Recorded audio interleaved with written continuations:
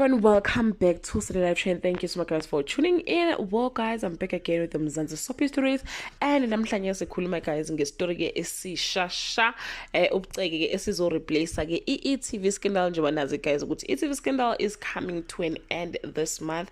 So kunomdlalo ke omusha ke that was created by award-winning Phathu Tshedza Magwerela under ke iChedza Pictures.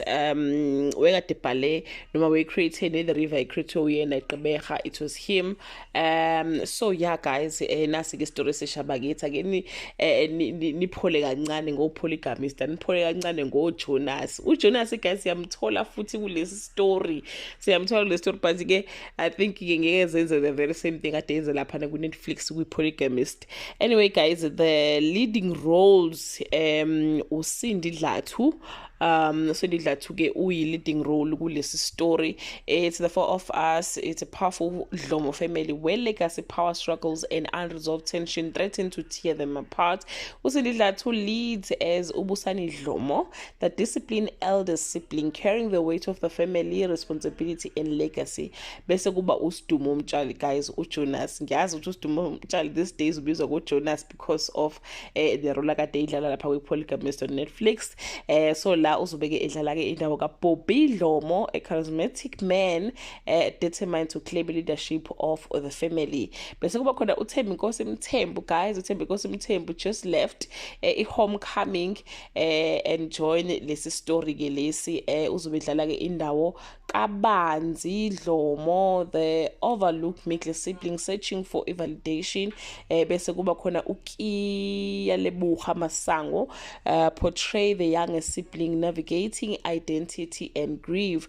Nabanye ke esizobathola ke kulomdlalo futhi guys, kuzoba ke uDomsani Dlamini, ubaba ka Doja Cat as uPapi, kube khona uRamichwene as uVera, kube khona uNthabisengi as uBasi, kube khona uSicelo Buthelezi ekazi simazi kakhulu lapha kana kwiGomora, uzobe edlala ke as uKopano, kade ngingamgcina ke la komabona kude wethu. Kube khona ke uHope Mbele, samthanda kakhulu laphana ke kumkhokha ezike unkosikazi ke wenkosi noma ke unkosikazi ke kamkhulule.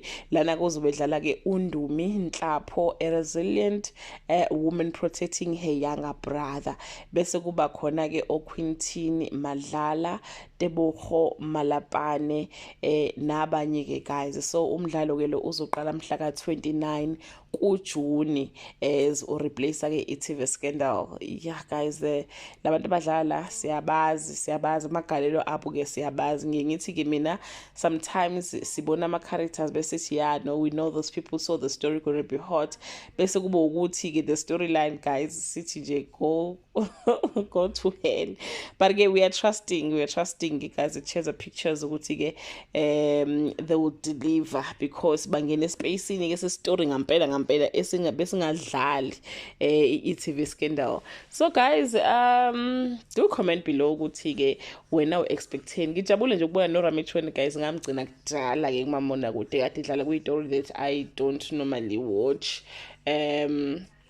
but nje ngamgcina lapha Gracious with the Queen. So I'm so happy to see her on ku-e.tv this time. That brings us to the end of this video.